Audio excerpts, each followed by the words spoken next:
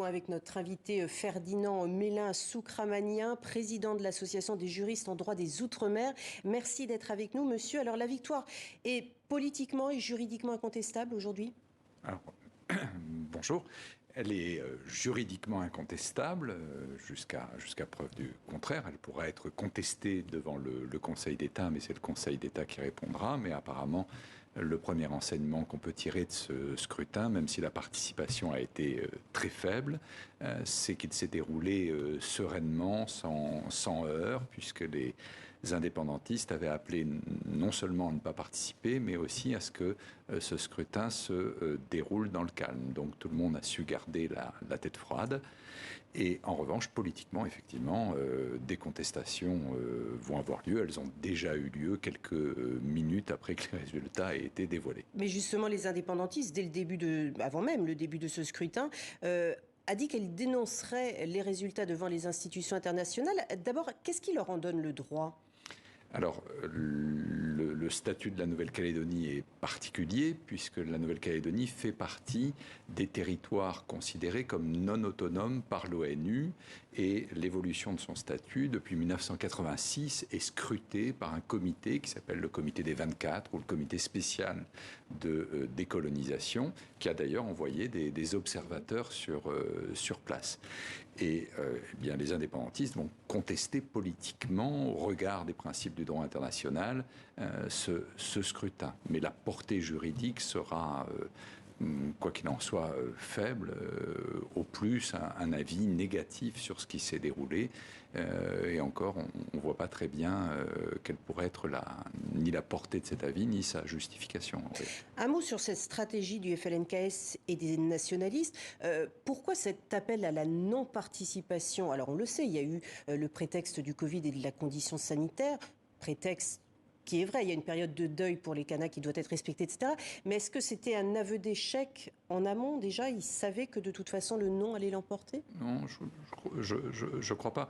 Effectivement, il faut rappeler qu'auparavant, ce troisième référendum était facultatif. Ça, c'est un préalable. Il aurait pu ne pas être organisé, mais il a été demandé le 7 avril 2021 par les indépendantistes eux-mêmes, et ensuite, au terme d'une négociation qui a eu lieu à Paris, il a été accepté par toutes les parties à cette date. Postérieurement, en raison de la crise sanitaire d'abord, les indépendantistes ont demandé le report de ce référendum. L'État a voulu l'État a dit non. Voilà, et l'État a voulu le maintenir, mais je ne crois pas qu'il s'agisse que d'un prétexte.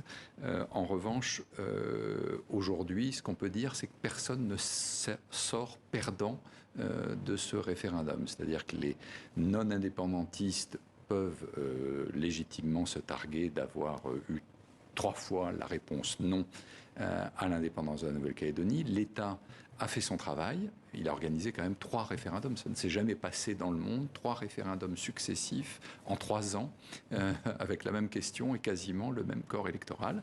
Et les indépendantistes, eh bien aujourd'hui, peuvent dire qu'ils ont été les maîtres du temps, qu'ils ont en quelque sorte maîtrisé. Mais en même temps, est-ce qu'ils n'ont pas loupé le coche là ? Parce que là, c'est terminé. L'accord de Nouméa est fini. Oui, mais alors, l'accord de Nouméa s'achève, même si le gouvernement a prévu une période de transition durant 18 mois. Il continue quand même à produire un certain nombre d'effets. Par exemple, durant cette période de transition, il n'y a pas de vide juridique, on ne tombe pas dans l'abîme. Le Congrès de Nouvelle-Calédonie va continuer à se réunir, le gouvernement, le Sénat coutumier, etc. Les institutions demeurent en place. Mais il est certain qu'il y a une contrainte, c'est que juin 2023, au terme de cette période de stabilité et de transition, il faudra doter la Nouvelle-Calédonie d'un nouveau statut. Avec la proximité de la présidentielle, avec un premier tour en avril prochain, on n'a pas à craindre que cela dégénère comme dans les années 80 ? C'est difficile à dire, vous n'avez pas une boule de cristal. Mais absolument, je ne vais pas ici jouer la Madame Irma, mais c'est vrai qu'il y a eu dans le passé des collisions entre le calendrier national et le calendrier de Nouvelle-Calédonie.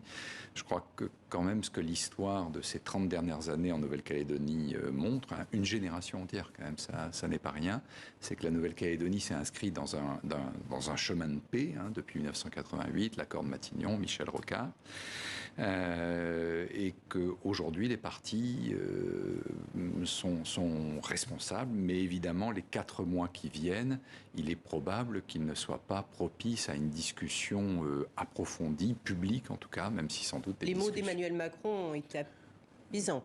Oui, oui, tout à fait. Emmanuel Macron a pris la question par le bon bout. Il a évoqué l'ampleur de la tâche à prévoir à présent.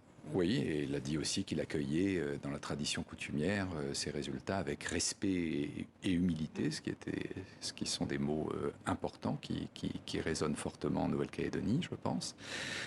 Et maintenant, cela reste à écrire, oui. Merci beaucoup Ferdinand Mellin-Soukramania d'avoir été avec nous pour cette analyse de ces élections en Nouvelle-Calédonie.